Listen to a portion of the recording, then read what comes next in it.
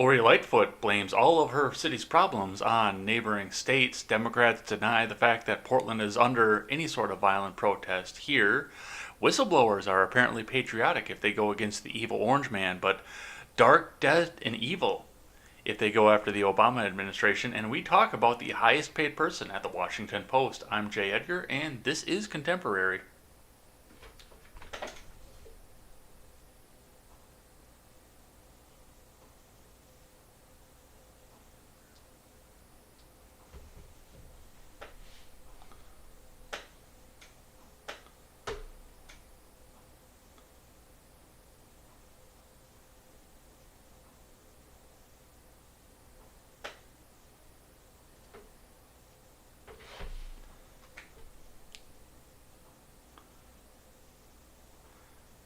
Sorry for the long title card there. I got up and realized that I didn't have my monitor set. So they're all set up. We're ready to go, and we are ready to go talk about the news. And there is plenty of news to talk about here today. So we had better get started because I got up a little bit late because I had a pretty sick weekend, unfortunately.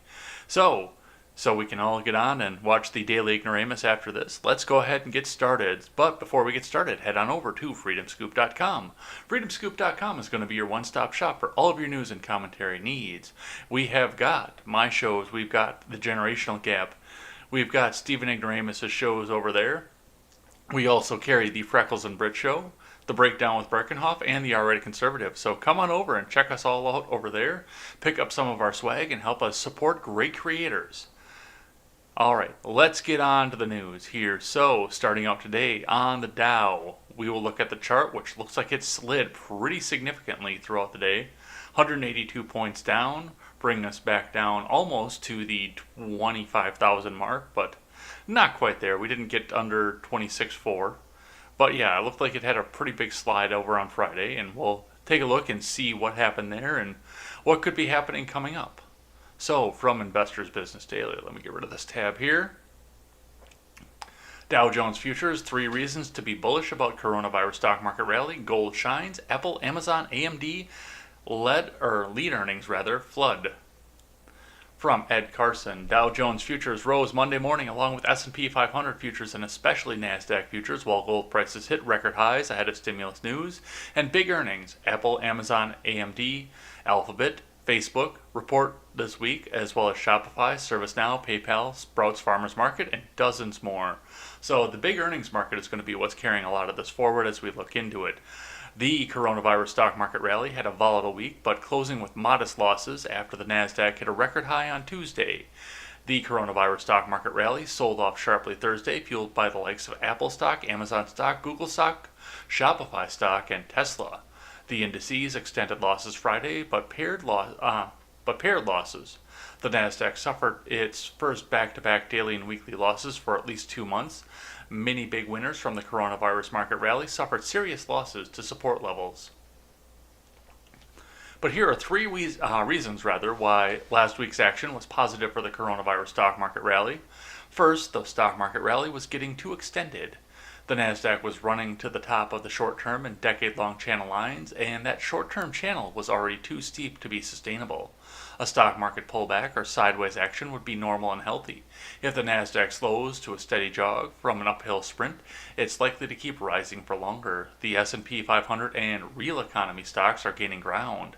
The Nasdaq had diverged too much from the S&P 500 during the coronavirus stock market rally, reflecting the huge outperformance by Apple, Amazon, Shopify, and other tech leaders. Those gains couldn't continue a week after week, but home builders, discounters, and a few other retailers are coming on, such as LGI Homes, Ollie's Bargain Outlet, Lululemon, and Sprout stock, sharing the burden of carrying the coronavirus stock market rally. It also reflects optimism in an economic recovery. Ooh, you'll never hear CNN say something like that. A stock market rally, pause, and some new sectors joining the leadership also gives a chance for tech giants and high flyers to take a break. Many are finding support at their 50-day or 10-week lines, including Shopify stock, offering the first traditional buying opportunities in a week weeks or months rather. Though stocks and many others might go on to form new consolidations, perhaps even full-fledged bases. In other news, the CEOs of Apple, Facebook, Amazon, Google reportedly will testify before the House Judiciary is the word that I'm looking for, Antitrust Subcommittee on Wednesday. The hearings had been pushed back from Monday. Apple stock, Amazon stock, Shopify stock, and PayPal stock are all on the IBD leaderboard, and the PayPal is also right below you in the description. So if you like what you're seeing, throw me a buck or two. Helps me build up some new technology, some new equipment, and help make this show better. And hey, my co-host needs a microphone too, so throw us a little bit of change and we'll keep making the show better for you. So are LGI Home stock, Ollie stock, Lululemon stock, and Sprout stock, along with Tesla stock. PayPal, AMD, Facebook stock, Sprouts, ServiceNow are on the IBD 50. Now, PayPal are on the IBD long-term leaders, while Google stock is the long-term leaders watch list. For the futures today climbed 0.35% versus fair value. S&P 500 futures rose 0.45%, and NASDAQ 100 futures advanced 0.85%. Remember, overnight action in the Dow futures and elsewhere doesn't necessarily translate into actual trading in the next regular stock market session. Gold prices continue to rise, topping its prior record high set in 2011 amid a weak dollar. U.S.-China tensions and low interest rates, gold and silver stocks continue to shine. Senate Republicans reportedly plan to introduce their proposal for the next coronavirus stimulus bill. On Monday, there is little time to reach a deal with the Democrat-led House, with extra unemployment benefits of $600 a week expiring this week. Those unemployment checks have been helped prop up households and consumer spending, with some 30 million people joining jobless rolls during the pandemic. There are growing concerns that the economic recovery is already stalling amid rising coronavirus cases and restrictions that nobody seems to care about anyway. So, yeah, it looks like Ed Carson thinks that there's good news on the horizon, and I mean, he does this every day for a living. I would trust his opinion on what the stocks are going to do over my own, but yeah, it looks like things are going to be looking good for this, in spite of the fact that, yes, we still have the coronavirus fear porn being injected into our arms daily and daily. Let's look at another quick hitter here from Yahoo Finance just to see where they're pulling from and what they've got here. From FX Empire's James Hyerzik. E-mini Dow Jones Industrial Average Futures Technical Analysis, possible steep plunge under 26,298. September E-mini Dow Jones Industrial Average Futures tumbled on Friday, led lower by another plunge on technology stocks amid escalating tensions between the U.S. and China. Among the Dow components, Intel dropped more than 16% after the chipmaker offered disappointing guidance for the third quarter and delayed release of its next-generation chips. The blue chip index also closed lower for the week, snapping a 3-week winning streak where gains were mostly generated by a rotation from high-flying technology stocks into less volatile cyclical shares. On Friday, September E-mini Dow Jones Industrial Average Futures settled at 104.6075, down 87.50 or 0.84%. Another Dow component, American Express, fell after reporting an 85% slump in quarterly profit after setting aside nearly $628 million to cover potential defaults. People still use American Express? It's been quite a while since I've seen one. Meanwhile, Verizon Communications beat analyst profit and revenue estimates as the telecom saw strong demand due to stay-at-home mandates, sending shares higher. Technology stocks Apple and Microsoft also traded lower. The main trend is down according to the daily swing chart. The trend turned down on Friday when sellers took out the last main bottom at 26,330. The main trend will change to up if buyers can take out the two main tops at 27,057 and 27,063. The minor trend is down. This confirms shift in momentum and change in trend. Thursday's closing price reversal is also a bearish chart pattern. The short-term range is 27,466 to 24,409. Its retracement zone at 26,298 to 25,938 is potential support. This zone is also controlling the near-term direction of the market. The major support zone is 25,053 to 24,484. That's a lot of analytics and a lot of analysis and a little bit boring, unfortunately.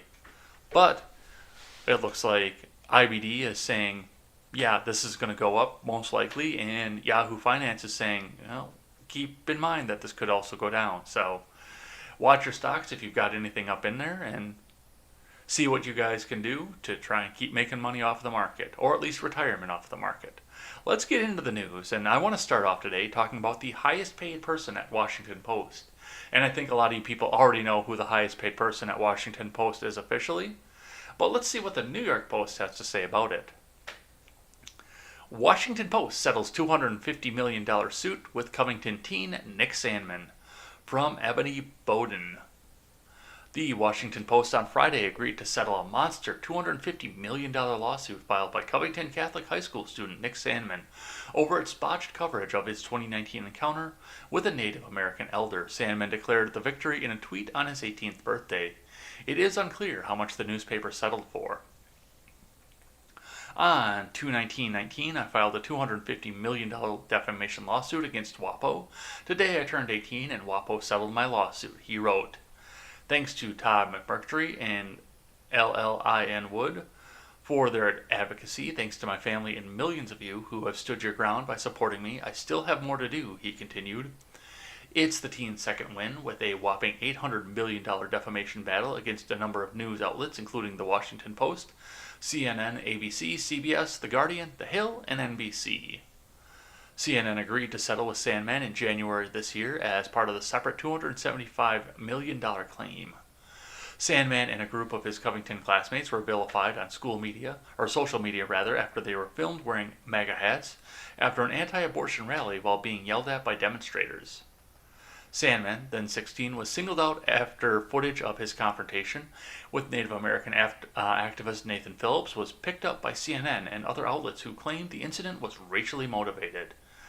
Yeah, and I've heard a lot of reports saying this is a good thing for him because he definitely he can claim punitive damages. Everybody knows who this kid is. Absolutely everybody knows who this kid is, including every college board on the country knows who this kid is. His ability to go to college is shot at this point if he wants to go into any sort of high-end learning institution. It's absolutely shot at this point. He could face difficulty getting a job as he goes down the road, as he gets older. I mean, people are going to forget about this eventually, but yeah, he's got a hard road to hoe. It may seem like he's living easy right now with a couple $1,000,000 lawsuits, but that money's going to run out at some point, and he's going to have some trouble getting jobs, getting into college, and many, many other things. I mean, there are a lot of other business owners that would hire him, but some of the top-end jobs, CEOs of big Fortune 500 companies, are probably out of his reach at this point because of what these journalists did to the poor kid. And it's definitely their fault, and they need to be paying out for it. So, yeah, he lost opportunity because of this, but yeah, just to take these guys down a peg is amazing to come back and see. All right, let's keep going here because that's some good news that we have here. We want to start out with some good news and some happy news, but we have got a lot of dark news. Like this whole block right here is just dark, dark, dark news. So let's take the positive note here and let's keep going. We'll start off with Fox News on the dark side. Rifle ammunition, Molotov cocktails found by Portland police responding to a shooting. Sunday marked the 60th consecutive night of protests in Portland since George Floyd's death. You know what I didn't do at the beginning of this, and I'm going to start doing this as we go along? When I do the introduction, I'm also going to point out how many days of 15 days to slow the spread were. I actually looked it up before we went live because I actually wanted to say it in the intro, and then I realized I didn't have the monitors on and completely forgot about it. But welcome to day 130 of 15 days to slow the spread. All right, let's keep going here. From Edmund DeMarsh and Danielle Wallace. The 60th consecutive day of protests in Portland was punctuated last night by a bag of rifle ammunition and Molotov cocktails found by police responding to the chaotic scene. Around the same time the ammunition and destructive devices were uncovered in the area, Portland police responded to reports of gunfire in Lonesdale Square Park. 2 people were taken into custody near Southwest 4th Avenue and Southwest Salmon Street, but have since been released. A person arrived at a hospital by private vehicle with an apparent gunshot wound, but the injury was not life-threatening. The Portland Police Bureau said in a statement, the police say they found a bag containing loaded rifle magazines and Molotov cocktails at the same park. A photo of the items was shared in a tweet from the Police Bureau saying someone pointed out the bag to officers in Lonesdale Square Park. Late Sunday, no further information was immediately released. Police said the discovery of the ammunition and the shooting around the same time did not appear to be related, though. The investigation is ongoing. Peaceful protest, everybody. Absolutely peaceful protest. Nobody's getting hurt. They're not doing it. They're just peacefully assembling, as is their First Amendment right. The shooting occurred about a block from where protesters have been clashing with police and U.S. agents, KATU reported. Tweets from the Mark O. Hatfield Federal Courthouse indicate another large crowd late Saturday. It wasn't clear if the incident was connected to the demonstrations. The protests late Sunday started peacefully but intensified early Monday. Some demonstrators crowded around the fence surrounding the federal courthouse in downtown Portland and shot off fireworks. U.S. agents deployed gas and flashbangs and warned protesters to stay off federal property. Hey, I wonder if Ted Wheeler was still there. Good old Ted Wheeler. Yeah, I'm just going to stand out in the middle of a protest and cry when I get tear gassed. So yeah, there's a ton of stuff going on with this. But just remember, it is peaceful protest. There's no violence going on. It's just all peaceful protest. All peaceful. They're not going to shoot anybody or do anything else like that. It's all peaceful. And don't worry, the mainstream media isn't going to cover it either. I was surprised to find this on Fox, actually, them actually admitting the fact that there's something going on in Portland. Because they have been avoiding this like the plague, along with every other mainstream outlet.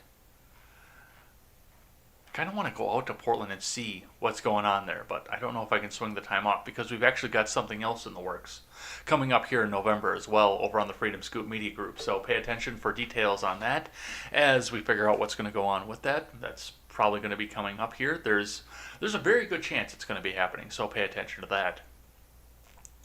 All right, let's keep going here. I've got a tweet here to read from you with some video, so let's get your video ears on and let's hear what Mayor Lori Lightfoot has to say before we move on to actually talk about the news article that goes along with this. So, from the Hills Twitter account, let me get your headphones on. I've got mine on, and let's see what Lightfoot has to say. Well, I mean, that's classic Trump hyperbole. I sent him a letter on Monday outlining the very specific things that the federal government is uniquely qualified to help with, starting with common sense gun control. The fact of the matter is, our gun problem is related to the fact that we have too many illegal guns on our street, 60% of which come from states outside of Illinois. We are being inundated with guns from states that have virtually no gun control, no background checks, no ban on assault weapons. That is hurting cities like Chicago. That is the thing that if the president really wanted to help, that and the other things I identified in my letter he could do today, tomorrow, but he's not really interested in helping in that way. I love that narrative. It is hilarious every single time that I hear that specific narrative, and it's just stupidity beyond stupidity onto this. First off, virtually no background checks. That is a federal law. That is not a state law, which means here in Wisconsin, if I want to go out and buy a handgun, I need to take a background check. And no, there is no assault rifle ban here. That's only for big states with big cities out of there. But my biggest thing of this, of course, is the fact that, why don't we make these other states suffer and pass laws for the fact that we can't control the problem that's going on in here? If those guns are transferred of ownership out of Indiana, Iowa, or Wisconsin into Illinois, you're already breaking a federal law. There's already a federal law in the books for that. Transfer of ownership across state lines requires a federal licensed firearms dealer who will conduct a background check on the person in Illinois receiving this item. And if they don't do that, you're breaking the law. Like, let's let's take Ron over here in the chat for an example, because he's always there, and I know he's going to be there today. But yeah, say I want to give my, I don't know, my 50 Action Express over to Ron Houghton, because he lives in Oklahoma. Instead of me just going and him giving me a few $100 cash for it and me handing it back over to him, that wouldn't work. We would be violating federal law. Both of us subject to, I believe it's up to 5 years in prison over it too. If I'm not mistaken on my laws here, instead I would have to go to my local federally licensed firearms dealer in Wisconsin, who would then check the weapon over for any illegalities, put it in a box, mail it down to Ron's federally licensed firearms dealer, who would at that which point conduct a background check on Ron for him to come and pick it up. That's how it has to get done. So yeah, no, you cannot, Lori Lightfoot, can't control what goes on in Wisconsin, Illinois, Iowa, or any of the other states that surround you. That is illegal. We have federalism for this. It's against the Constitution.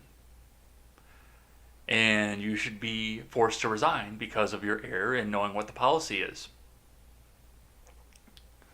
So yes, they're already breaking laws. Enforce the laws that are already on the books if you want this problem to go away. But let's see now what the Daily Wire has to say about this. From the Daily Wire, Chicago mayor on federal troops, we can't just allow anyone to come into Chicago, play police in our streets.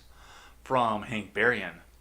Appearing on CNN's State of the Union Sunday morning, Chicago Mayor Lori Lightfoot ripped the idea of using federal troops to help stabilize her city, stating, "We can't just allow anyone to come into Chicago, play police in our streets, in our neighborhoods, when they don't know the first thing about our city." Host Jake Tapper began his interview with Lightfoot, pointing out shootings were up 47% and homicides up 51% from last year. He noted, "You're accepting federal help from the Trump administration. Not everyone in Chicago is happy about that. A few nights ago, you had protesters outside your house unhappy with your decision to work with the Trump administration. What's the help you're accepting from the Trump administration, and what's your message to these protesters?"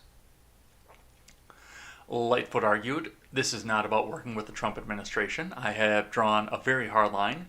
We will not allow federal troops in our city.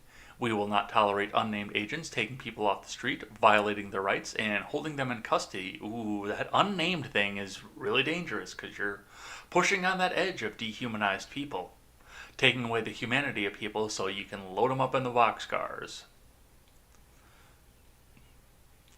That's not happening here in Chicago. Lightfoot threatened the federal troops, saying, "So I've drawn a very, very bright line. I've made it very clear to every federal authority that I've spoken with, and they understand that if they cross that line, we will not hesitate to use every tool at our disposal to stop the troops and unwanted agents in our city." Sorry, I gotta turn your ears off just in case I get some autoplay up here. Lightfoot challenged Trump's assertion that his administration could help solve Chicago's problems by going with 50 to 75,000 people, adding that Chicago's leaders just don't want to ask, maybe for political reasons, but they don't want to ask. It's a disgrace. Lightfoot argued that what was needed was more gun control. "The fact of the matter is, our gun problem is related to the fact that we have too many illegal guns on our streets, 60% of which come from states outside of Illinois," she said. "We have been inundated with guns from other states that have virtually no gun control, no background checks, no ban on assault weapons. This is hurting cities like Chicago." That is the thing that if the president really wanted to help, and the other things I identified in my letter, he could do today, tomorrow, but he's really not interested in helping that way. Tapper asked, "Would you support increased federal presence in Chicago as long as they coordinated with local officials, local law enforcement, and the U.S. Attorney?" Well, I've said it before, and I will say it again. No troops, no agents that are coming in outside of our knowledge, notification, and control that are violating people's constitutional rights, the mayor replied. That's the framework. We can't just allow anyone to come into Chicago, play police in our streets, in our neighborhoods. When they don't know the first thing about our city, that's a recipe for disaster. And I go back to the original point that I made after I said it on the video. Get some, because your police are not enforcing the law right now, and you're seeing that because of the fact that you're inundated with illegal guns coming in from out of state. Enforce those laws, or have the federal agents come in and enforce those laws, get rid of those guns,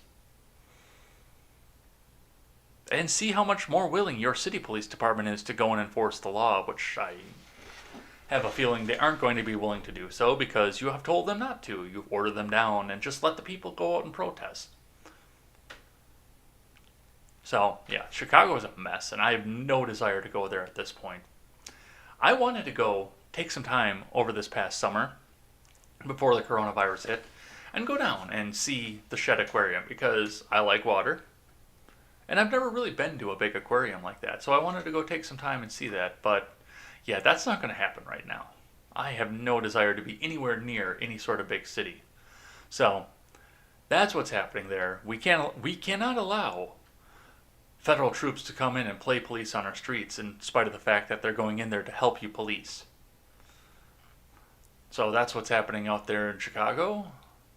Let's keep going down the list here. This is the weird story from Austin, and I have a feeling that there was a coordinated cover-up to this story because I didn't hear anything about this until I saw it on Beauty and the Beta last night. I knew that something had happened in Texas, I just didn't know what it was because all I could see was the Karen fire that we're actually going to talk about later on in the show, but I knew absolutely nothing about this until last night, and then I went down the rabbit hole and found some stuff here, but we'll stick with the top of the rabbit hole right now and read what comes from the New York Post. Armed protester shot dead was helping quadruple amputee girlfriend, mom says.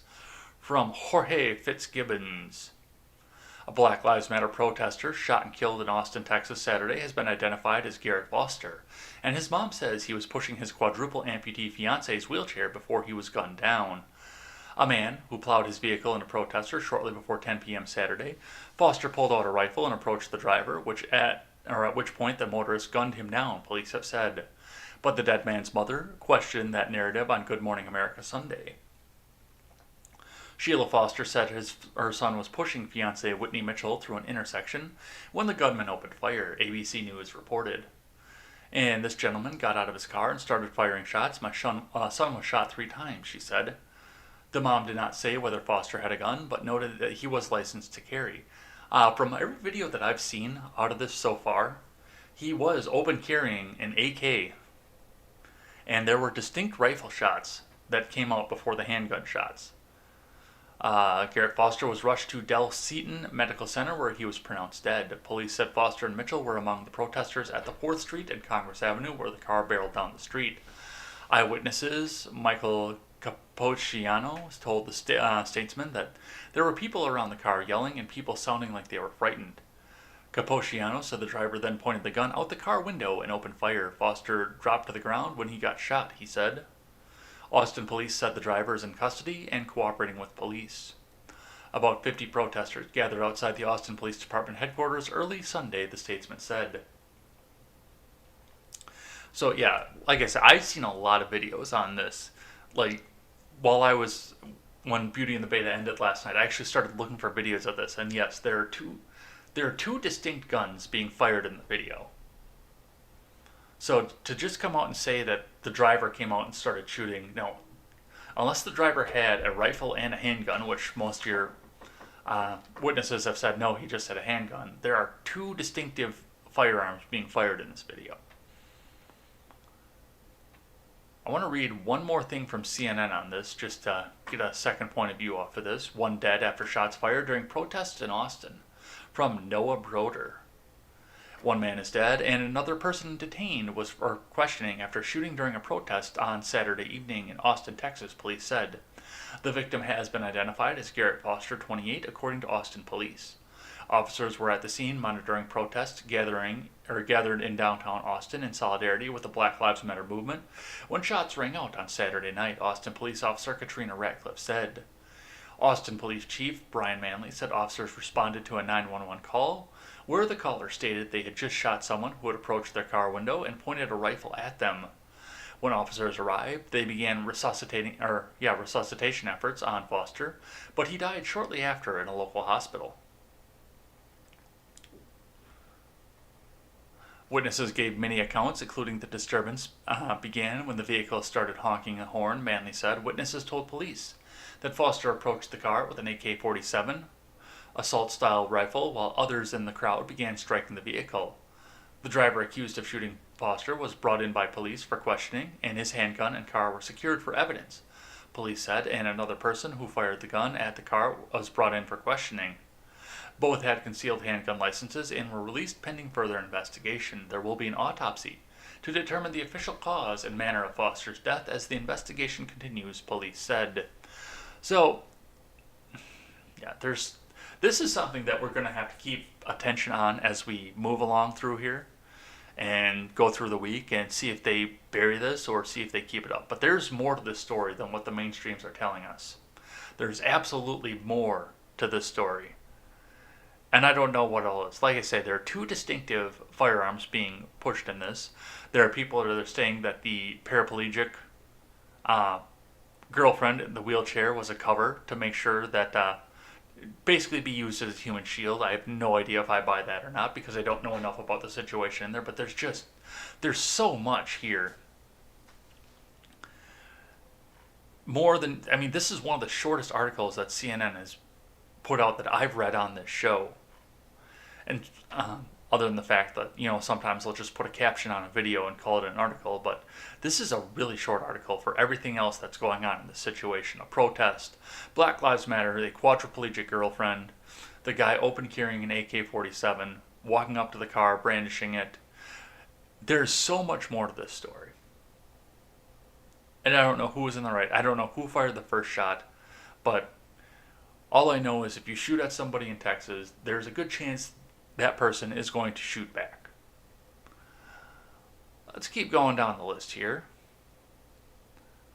I got this video here, which I'll have to turn your earphones back on here, from Midget B over in the Discord server. If you're not in the Discord server, we'll get one of my wonderful mods to put the link up in the chat there so you can come and get into the Discord server, and then you can also submit articles and videos for me to play up on the show. I like the Twitter ones because they're automatically shortened here. But let's have a listen to what Kaylee McEnany has to say. I haven't vetted this yet. I have no idea what it was that she said, but Midget B thought it was interesting. And let's see what she has to say here from Andy No. Video from my reporting and others on the Portland riots were shown at the White House press conference today. Some of the contents are so extreme that Fox News cuts away. Hashtag Antifa, hashtag Black Lives Matter. Let's have a listen. Trump administration will not stand by and allow anarchy in our streets. Law and order will prevail, and I have a short video for you because I want it to be real what is happening right now in Portland. So if we could play that video, that'd be great.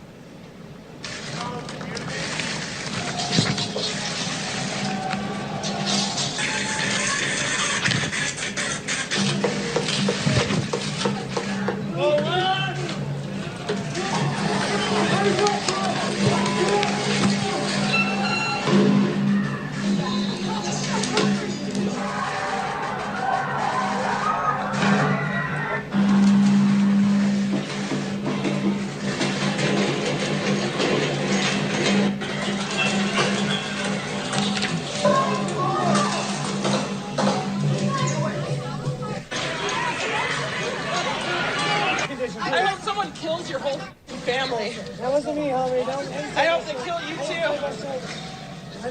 I hope someone burns down your whole precinct with all y'all inside. Can't wait to see it. As you can see, that is anything but a peaceful protest. And all right, we were not expecting that video, and our management here at Fox News has decided we will pull away from that at this time. I want to... Yeah, you were a little bit late to pull away from that one as well, but yeah, everything that's coming, like Andy said, it's so violent that Fox News can't even show it up on TV. But just remember, it's a peaceful protest.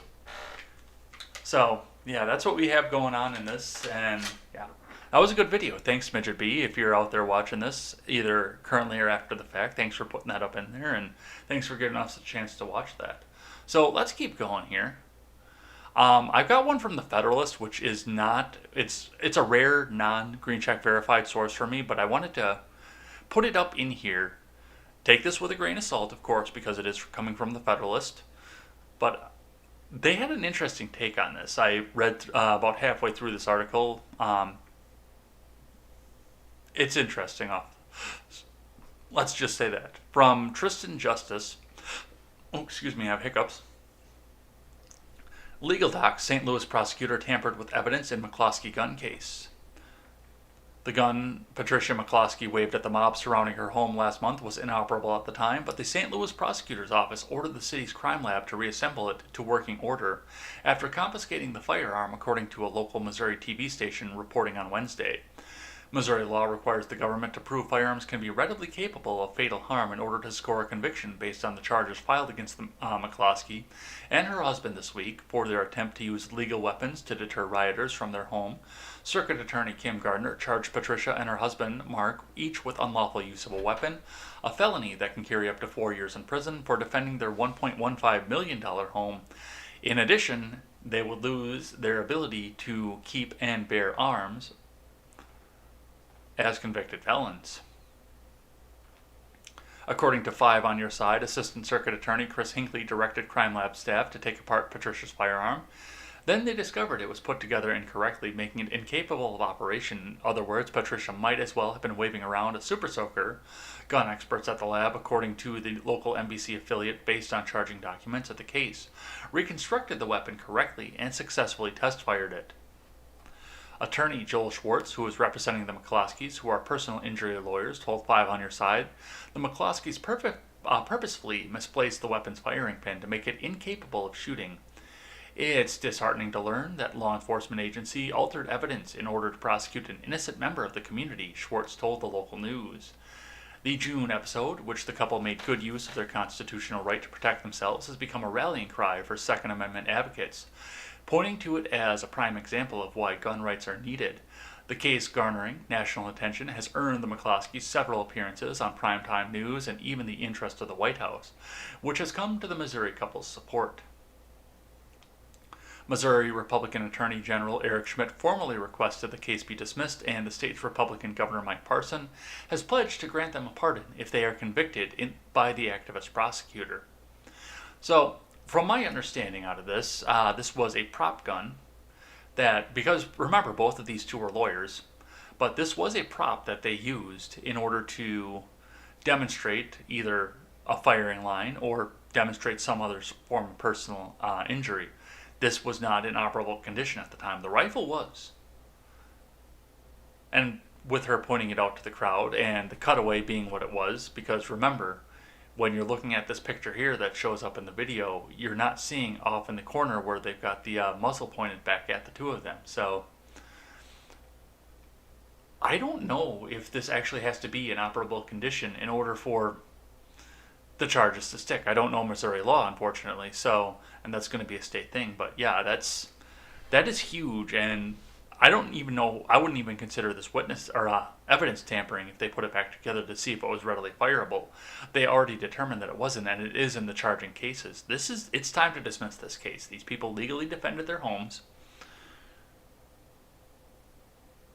and they need to be left alone. Big thing. They came into a gated community that Google Earth wasn't even allowed to drive in for a reason. They didn't want to be disturbed like this, and they had the money and the means to do so. And yet, here they are getting charged with trying to defend themselves. Alright, let's keep going here from the Daily Wire. Top Democrat Jerry Nadler, violent Antifa riots in Portland are a myth, from Ryan Saavedra. How's that mask doing, Nadler? Democrat House Judiciary Committee Chairman Jerry Nadler claimed without evidence on Sunday that the violent Antifa riots in Portland were a myth. Nadler's remarks directly contradict video evidence that is widely available on social media and contradict what the Department of Homeland Security says is happening in Portland. The violent situation in Portland has witnessed for the past 8 weeks continues with violent anarchists rioting on the streets as federal law enforcement officers work diligently and honorably to enforce the federal law, defend federal property, and protect the lives of their federal officers. DHS said in a statement on Sunday as federal officers left the courthouse to respond to attacks on the fence. Just like on previous nights, they were met by rioters with hard projectiles, mortar-style fireworks, and lasers that can cause permanent blindness. On the previous 24 hours, such assaults have resulted in at least 14 federal officers injured. Nadler was approached by the journalist Austin Fletcher and asked if he disavowed the violent riots. It is true there's violence across the whole country, Fletcher said. Do you disavow the violence from Antifa that's happening in Portland right now, these riots? That's a myth that's being spread only in Washington, D.C., Nadler claimed without evidence. About Antifa in Portland, Fletcher pressed. Yes, Nadler once again claimed without evidence. A person with Nadler, presumably an aide, rushed in to get Nadler away from the camera and took him to a car nearby. Sir, there's videos everywhere online, Fletcher said as Nadler walked away. There's fires and riots. They're throwing fireworks at federal officers. DHS is there. Look online. It gets crazy, Mr. Nadler. Dozens of people have been arrested during the violent riots in Portland, which have been going on for nearly 60 consecutive days. So, Nadler's trying to tell you that this isn't happening. And yet, we see it, and like I said, the mainstreams are trying their damnedest to make sure that nobody talks about any of this. They're trying to make sure that this just gets swept under the rug. Oh, nothing to see here. So we didn't go into the panic like we remember at the beginning of the CHOP. They did the same thing. Nobody reported on the CHOP. I heard about the CHOP in the living room at Robert from the Generational Gap's house. Not on TV, because he was talking about it, because he had been looking it up online, because I'd been traveling for 2 days before that. I heard about that from him because the mainstreams were not covering it. Nobody else knew about it until it was almost to the point of no return on anything, and people started dying. So, this is what they're going to try and do with Portland as well, try and keep it swept under the rug, because, hey, let them burn their own city. It'll be fine. Alright, I got one archived here from the New York Times, a former newspaper here. Speaking on some politics here.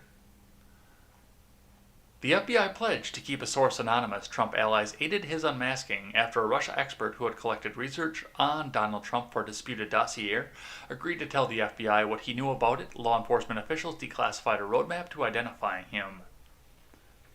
From Adam Goldman and Charlie Savage. Not long after the early 2017 publication of a notorious dossier about President Trump jolted Washington, an expert in Russian politics told the FBI he had been one of its key sources, drawing on his contacts to deliver information that would make up some of the most salacious and unproven assertions in the document. The FBI had approached the expert, a man named Igor Danchenko, as it vetted the dossier's claims.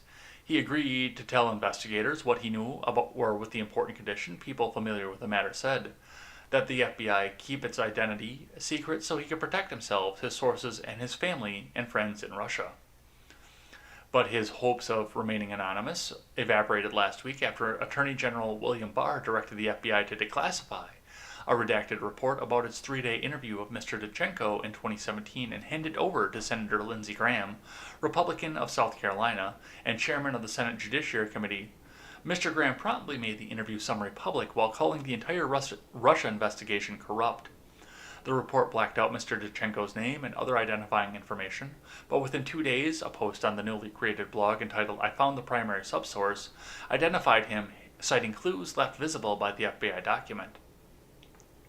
A pseudonym Twitter account created in May then promoted the existence of the blog, and the next day, RT, the Kremlin-owned English-language news and propaganda outlet, published an article amplifying Mr. Danchenko's identification. The decision by Justice Department and the FBI leaders to divulge such a report is highly unusual and created the risk it would help identify a person who had confidentially provided information to agents. Even if officials did not intend to provide such a roadmap, the move comes at a time when Mr. Barr, who was to testify before lawmakers on Tuesday, has repeatedly been accused of abusing his powers to help Mr. Trump politically. Okay. Now, I wanted to read this here because I want to put something out on the table about this whole thing. First off, our whole government needs more transparency. We need to know a lot more of what's going on in there. But the biggest thing to go along with this, of course, is an assertion that I have about this. If we're going to talk about unmasking, I need some consistency out of the media and out of the government right now. I need you to have a consistent narrative over what this means. Because it can't be patriotic duty when Donna Brazile unmasks Michael Flynn. and then the evil, demonic William Barr when he unmasked Danchenko. You can't have it both fucking ways. So pick a side, pick a lane, and I don't really care which way you do it. Honestly, I have not one care in the world. I would rather you be more transparent in the government and rather know a lot more of what's going on there on the underside and on the overside. I would rather have a transparent government, but no, you can't have it both ways. So, and that's exactly what they're doing with this as well. They're trying to have their cake and eat it too. They're trying to say, hey, well, this is evil. If evil Donald Trump does it, but Mr. Obama, he's a saint. He is a saint, and his unmasking is just for the American people and the better for the American people. No, you can't have it both ways. So this is archived, and I believe, yes, I have this in the Discord, so if you guys want to come out and check this out in its entirety and see what it is that they're complaining about with this, it's quite a lengthy article. I'm not going to read the whole thing, but I did archive it, so you're not going to have to worry about subscribing to the New York Times or anything else like that, and it's right there. Go and check it out. All right, from Fox News, Stanley Kurtz on Trump's latest tremendous accomplishments and why media largely overlooked it. From Yale Halon. Stanley Kurtz, a senior fellow at the Ethics and Public Policy Center, spoke to Fox News about what he called a tremendous accomplishment of the Trump administration, one that the mainstream media apparently failed to notice. In an interview on Live Liberty and Levine that aired on Sunday, Kurtz shed light on the affirmatively furthering Fair Housing Rule, a law added by former President Barack Obama to the 1968 Fair Housing Act, which the conservative scholar said has aimed to expand federal influence over suburbia. Yeah, that's what we need, more federal influence. The AFFH rule sets out a framework for local governments, states, and public housing agencies to take meaningful actions to overcome historic patterns of segregation, promote fair housing choice, and foster inclusive communities that are free from discrimination, according to the U.S. Housing and Urban Development website. On Thursday, Secretary of Housing and Urban Development, Dr. Ben Carson, announced he's stripping Obama's AFFH rule from the Fair Housing Act, saying the rule was an overreach of unelected Washington bureaucrats into local communities, a point that Kurtz echoed. Very recently, President Trump, with the help of Secretary Carson, have in a very powerful and effective way put an end to AFFH as it was created under Obama-Biden. Kurtz explained, "This is really a tremendous accomplishment," he added. "People say that the federal government is often under a ratchet effect, meaning it only gets bigger. Or maybe if a Republican gets in, it stays about the same, but it never actually shrinks." In this case, Kurtz said President Trump, with the help of Secretary Carson, have actually countered the ratchet effect. Kurtz went on, not only have they peeled back virtually the entirety of the Obama-Biden AFFH rule, this radical overreaching rule, but they've even peeled back some layers that have accumulated over the original law, which weren't really about what was in the law even before the Obama administration began. So, I mean, he's shrinking the government. Not enough. We need to get a lot more shrinkage of the government going on, but I mean, they're going in the right direction, at least. Still not going to vote for him, but they're going in the right direction at least. Pull the people out of Afghanistan and EO away the Patriot Act, and we'll talk. Then we'll talk, Mr. Trump, and maybe I'll vote for you then, but I got to give credit where credit is due, and yes, at least he's going in the right direction with that. All right, let's keep going. From the Daily Wire, once again, I have a bunch of stuff from the Daily Wire. Well, this is my last one, but I had a bunch of stuff from there. Hawley draws line. Hawley draws line for SCOTUS pick support. Must acknowledge Roe versus Wade ruling decided, from Eric Quintanar. Oh, they are preparing at this point for Ginsburg to croak. I know they are. I know they absolutely are. Senator Josh Hawley told the Washington Post on Sunday he won't confirm any Supreme Court justice nominee who did not have a record of or noting that Roe versus Wade was wrongly decided. "I will vote for those Supreme Court nominees who have explicitly acknowledged that Roe versus Wade is wrongly decided," Hawley told the Post. By explicitly acknowledged, I mean on the record before they were nominated. I don't want private assurances from candidates. I don't want to hear about their personal views one way or another. I'm not looking for forecasts about how they may vote in the future or predictions. I don't want any of that.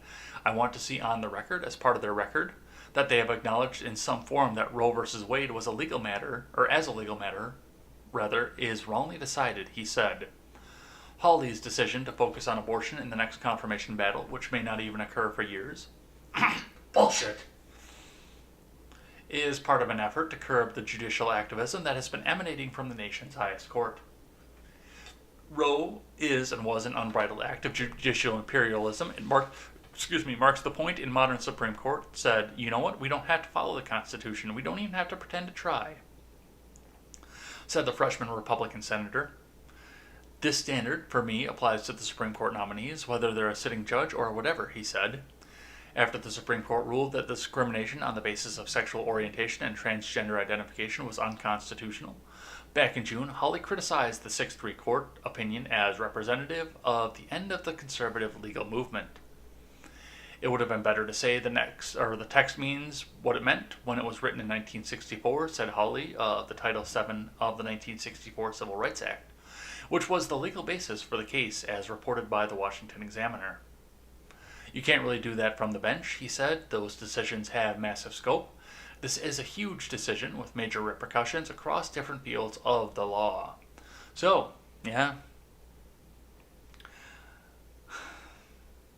Where do I begin?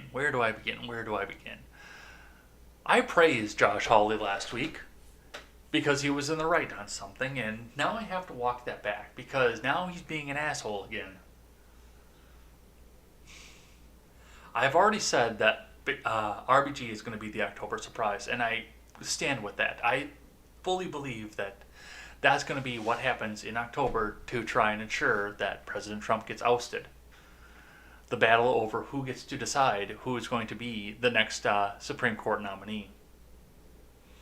And Hawley just made that 100%, 1,000 times more difficult in one sentence there, because the next Supreme Court nominee is going to be picked based on that law. Now, with Gorsuch and Kavanaugh, with the records that they both put on this, now I don't agree with their records and what they did with this. I do think that this needs to get pulled out of Supreme Court precedents and pushed back into legislative fields, hopefully at the states where it belongs. But with their voting records on this, it looked really, really, really closely like we were sitting at a point where the Supreme Court justice nomination wasn't going to matter as much coming up into this election. I knew it was going to be a thing no matter what, which is part of the reason they're artificially keeping RBG alive for as long as it's going to matter no matter what. But I thought it was going to be more of a back burner issue because of the way that they did this. And now Hawley came out and said this on the record to reporters, and this is going to be the commercial when RBG steps down. If Biden isn't the president at the time, this is going to be what they run with, what they go with, what they dance around in red robes and white hats with, and every other demonstration that you see coming up in October when RBG either dies or steps down. So, thank you, Hawley, for being an asshole on that. Alright, let's keep going here. So, just after the body is cold, now they want to go try and push activism against him. I guess him being an activist kind of makes sense out of that, but that's what they want to do. From the New York Post, House Democrats to rename voting rights bill after Representative John Lewis, from Stephen Nelson. House Democrats will rename a controversial voting rights bill in honor of Representative John Lewis on Monday, as his coffin is exhibited in the Capitol Rotunda. Lewis, a civil rights icon who died this month at age 80, supported the bill, and Democrats already renamed the Senate version of the bill after him. Third-ranking House Democrat Jim Clyburn of South Carolina said Sunday he would submit a request to rename the bill on Monday. Congressman Clyburn is offering legislation to rename H.R. 4, the John R. Lewis Voting Rights Act, tomorrow. The name change is expected to pass by unanimous consent, Clyburn spokeswoman Hope Derrick told CNN. Lewis, who represented Atlanta in Congress, is famous for a 1965 march for voting rights over the Edmund Pettus Bridge in Selma, Alabama. The march was violently dispersed by police. There's also a campaign to rename the bridge, which is dedicated to a Confederate general and Klan leader. On Sunday, Lewis's body was driven over the bridge. Yeah, I could see renaming the bridge. If he was a Klan leader, absolutely, I could see that. But as far as the Voting Rights Act, let's keep in mind here that the Voting Rights Act that they're proposing in both chambers of Congress right now is an overreach and a violation of the Constitution. Article 2, Section 1 states clearly that the states have the rights to do voting, and the states have the right to regulate voting as they see fit. It's not a federal thing. It's not something for the federal government to come in, and that's why I rail against voter ID from the federal government every time it comes up, because it's unconstitutional. If you want voter ID in your state, you need to put the elbow into your state to pass the law. They have it in this state, and they can't get it repealed. Evers can't get it repealed no matter how much he tries. They have voter ID in this state because the legislature and the Walker administration said, yes, it is time to have voter ID in this state. But yes, when they try and run it through the Supreme Court, Article 2, Section 1 comes up and gets struck down as constitutional. The Voting Rights Act is going to be the same thing, but they're going to try and push it. Oh, well, you don't want to dishonor the memory of John Lewis, do you? Oh, he just died and he was such an activist. You don't want to do that. So that's what's happening with that. And like I said, the body's barely cold, and they're still trying to use his death as some way to push forward their political agenda.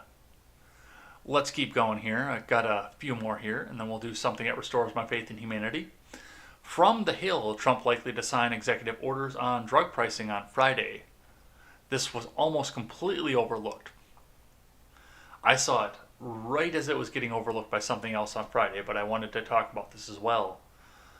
Reading from Peter Sullivan, President Trump is likely to sign an EO on Friday aimed at lowering drug prices, elevating a key issue for voters in an election year. While the plans could shift at the last minute, some GOP lawmakers have been invited to a presidential event on drug pricing on Friday at 3 p.m. at the White House in the South Court Auditorium to make the announcement, according to an invitation obtained by the Hill.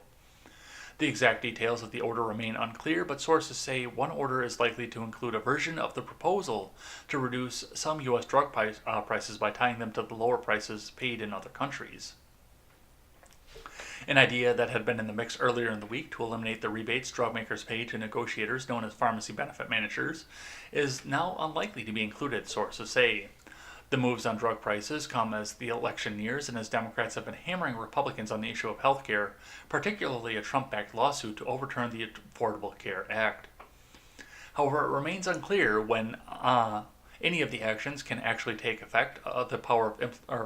The power to implement drug pricing policy through executive order is limited, meaning it will likely take time for the formal regulatory process to play out after Trump signs the orders. Asked about the plans, the White House spokesman, Judd Deere, declined to discuss the specifics, but said the president continues to explore any and all options that will deliver lower-cost drugs, while ensuring we have access to the most innovative vaccines and therapeutics in the world. I don't like any of this. I think this is a complete overreach. And I think you people know why I think this is a complete overreach, because the government should have no business forcing drug makers to sell things at a certain price no matter what they cost. Now, the fact that he's tying it to countries around the world eases my conscience a little bit on this. Not much, but a little bit, because they're not going to sell it at a loss in other parts of the world. They're not going to sell these drugs at a loss. So to have the EO come out here and say, okay, this is what you're going to tie this to what other countries pay, means that they are at least going to have to reassess and see what their profit margin is on this. But I think it would be a lot easier if we just took out the restrictions and let people import the drugs from places like Canada or other countries around the world, wherever they can get it the cheapest from. If you want to control the drug prices. And take some of the patent laws off of it as well. Take some of the FDA regulation out of it, some of the patent law out of this, so generics can come along, which will drive the price down. Because if a generic company wants to come out and make this and sell it for undercut the main manufacturer, who's going to gouge the price out of it, then that's the free market at work. Let the free market do what it's going to do. But since with the ACA in place, we can't let the free market do what it's going to do. We do have this option here to do that. And I hate it. I think it's an evil idea. But if that's what we need to do in order to actually get something meaningful happening, or even get rid of the ACA and get some free movement of this stuff here so we can undercut each other or undercut the big manufacturers that are going to gouge for it. If it's a step, it's a step. But yeah. For the most part, it's a government overreach.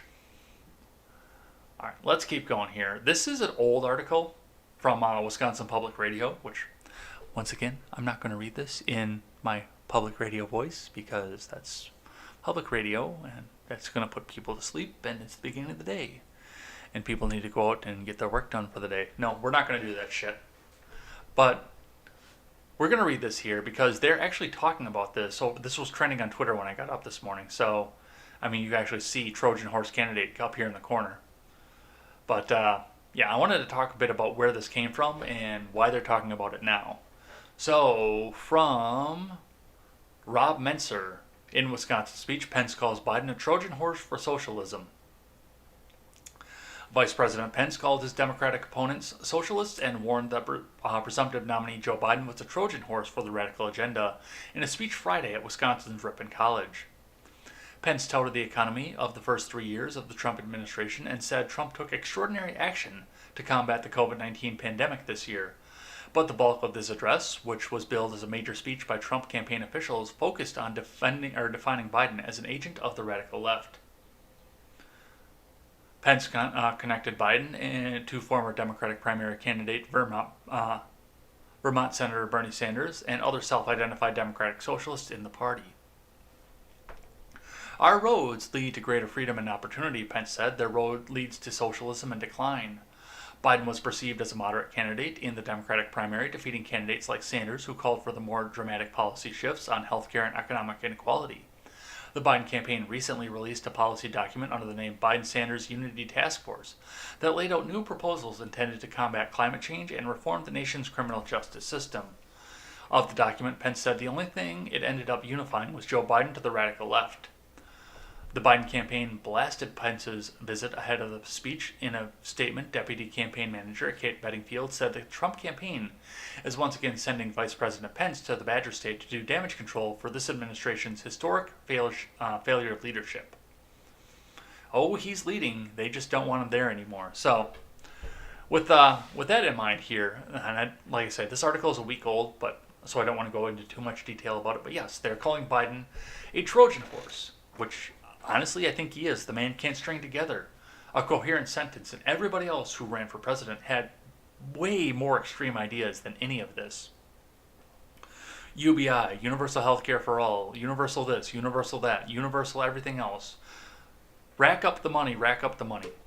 And Biden just kind of stood on the stage and talked about corn pops. So now we're going to sit back here and we're going to see what happens here. And I think Pence rather is right on the money with this. But of course, now everybody on Twitter is out there rushing out and saying, "Whoa, Donald Trump, he's the Trojan horse candidate because he's a Trojan horse for Russia and organized crime and it's, everything else. He's evil. He just mean things on Twitter." So yes, now they're both going to try and run the Trojan horse narrative for everything. All right. Let's keep going here. I've got one from the Washington Post, archived, of course, because I'm not going to pay their subscription fee. This is an opinion piece. Reagan Foundation to Trump, RNC, quit raising money off Ronald Reagan's legacy. From Karen Tumulty. The Ronald Reagan Presidential Foundation and Institute, which runs the 40th President's Library near Los Angeles, has demanded that President Trump and the Republican National Committee quit raising campaign money using Ronald Reagan's name and likeness. It was simply handled with a phone call last week to the RNC, and they agreed to stop, Reagan Foundation Chief Marketing Officer Melissa Giller said in an email on Saturday.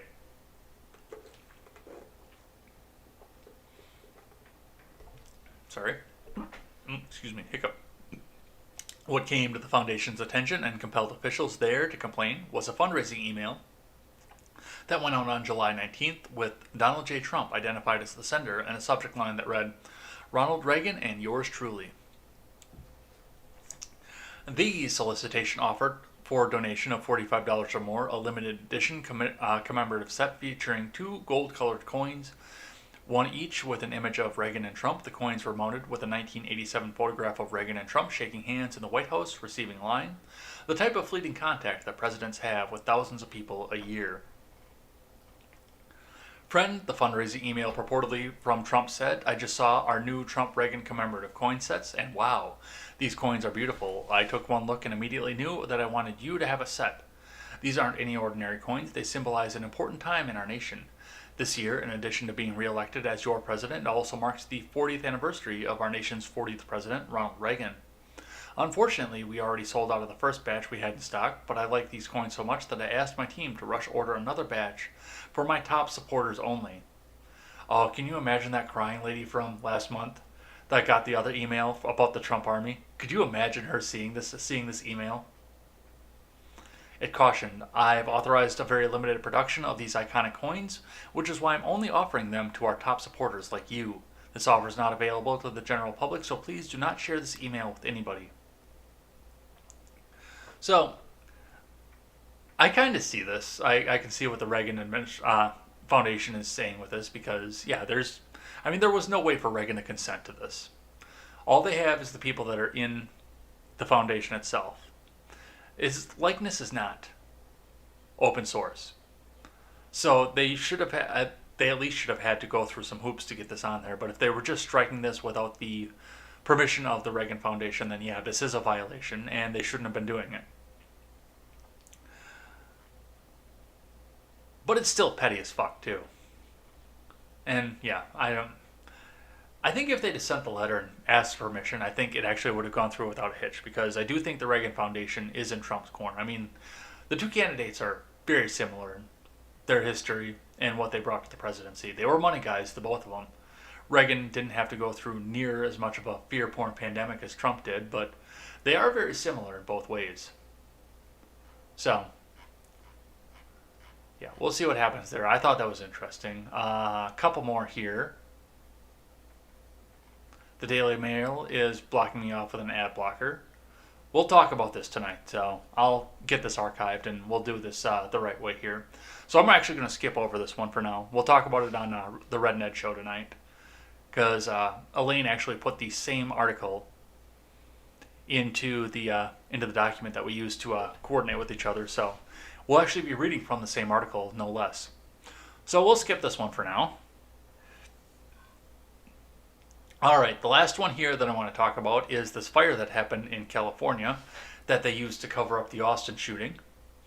200 plus firefighters respond to Karen fire burning in Jurupa Valley from CBS LA staff. A wildfire broke out on Saturday afternoon in Jurupa Valley, leading to a response of more than 200 firefighters. The Karen fire was reported just after 3 p.m. on Sierra Avenue and Karen Lane. The fire grew from an approximately 5 to 10 acres to roughly 250 acres as of 8 p.m. Containment at last check was at 50%, and 225 firefighters from California Fire, Riverside County Fire Department, City of Corona Fire Department, and San Bernardino County Fire Department were on the scene battling the fire. Forward progress on the fire has been stopped, but resources are expected to remain overnight to monitor conditions. No injuries or structural damage have been reported, and no evacuations have been ordered. Sierra Avenue between Armstrong and the San Bernardino County line has been closed. Incident updates can be monitored at rcvfire.org. So, yeah, Karen fire was going everywhere because they're having yet another wildfire in California. But a lot of people were making fun of the name that was called Karen fire, which we saw because it started at Karen Lane. We're making fun of it because of the racial slur Karen that is absolutely legal to say on Twitter, even though any other racial slur will get you banned immediately. They were trying to compare that with that trend of Karens, and there were some funny takes that were going along it as well.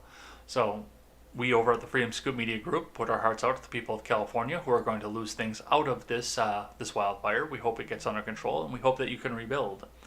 But for God's sakes, manage your assets and resources better, because you know you're in a dry state, and you won't burn off underbrush that leads to wildfires. You won't do it in a controlled burn. So you guys should probably do something about that.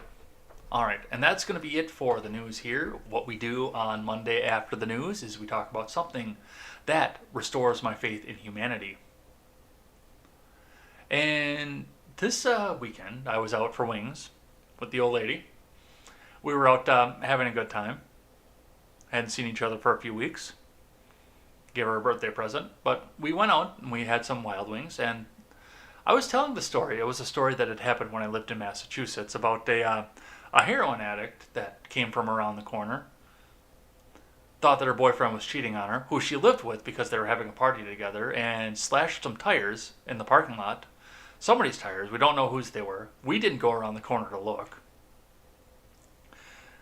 And my 3 roommates and I, all of which were under 21 at the time, were sitting in the bed of one of my roommates' trucks drinking beer when all of this happened, and the police came up and asked us about it. We told them they didn't know, and they sent us on our way, with 2 of them being 3 of the people in the truck being 19 years old and drinking beers.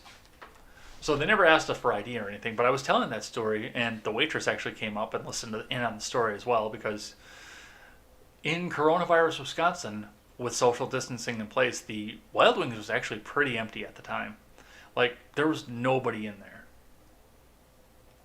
So she was having a slow night, not making a lot of tips. I gave her a pretty good sized tip based on what the bill was, just because I felt bad that there was like nobody in there. There was nobody in there paying tips, and they had the dining room so empty that you couldn't get a lot of people in there anyway.